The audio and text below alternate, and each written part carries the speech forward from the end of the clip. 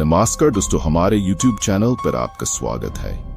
भूतिया हॉस्टल कहानी शुरू होती है एक छोटे से शहर के एक पुराने हॉस्टल से, जिसका नाम था शांति निकेतन हॉस्टल। यह हॉस्टल सालों से बंद पड़ा था, लेकिन शहर में इसके बारे में कई किस्से मशहूर थे। लोग कहते थे कि यह हॉस्टल भूतिया है और यहाँ रात में अजीबोगरीब घटनाएं होती हैं। यहाँ रहने वाले छात्रों को अक्सर रात में किसी औरत की चीखें सुनाई देती थी, जो उनकी नींद में खलल डालती थी।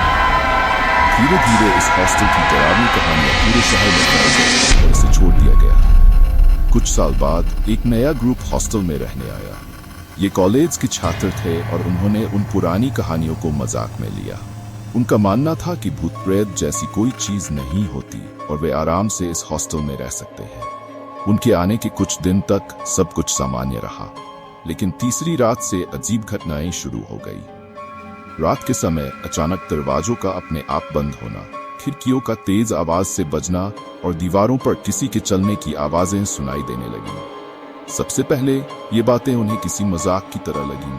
वे सोचते थे कि कोई उनके साथ शरारत कर रहा है, लेकिन जैसे जैसे रातें बीतती गई, घटनाएं और डरावनी होती चली। एक रात राजेश, जो उन छात्रों में से एक था, ने अपने कमरे में एक साया देखा। उसने सोचा कि ये उसका भ्रम है और वह सोने चला गया, लेकिन जब उसने बत्ती बुझाई तो वही साया फिर से सामने आ गया। इस बार वह उसकी तरफ पड़ने लगा। राजेश ने चीखकर अपने दोस्तों को बुलाया, लेकिन जब वे आए तो वहां कुछ नहीं था। अब सभी छात्र डरने लगे थे। वे समझ नहीं पा रहे थे कि उनके साथ हो क्या रहा है। एक दिन उन्होंने फैसला किया कि वे इस हॉस्टल के रहस्य को सुलझाएंगे। उन्होंने पास के एक बुजुर्ग व्यक्ति से पूछा, जो इस हॉस्टल के इतिहास के बारे में जानता था। बुजुर्ग ने उन्हें बताया कि सालों पहले यहाँ एक लड़की का कत्ल हो गया था। वह लड़की इसी हॉस्टल में रहती थी और उसके साथ कुछ बहुत बुरा हुआ था। उसका नाम निशा था और उसके मरने के बाद से ही यह हॉस्टल भूतिया हो गया था। उसकी आत्मा को आज तक शांति नहीं मिली थी, इसलिए वह यहाँ भटकती थी। इस कहानी को सुनने के बाद छात्र बहुत डर गए।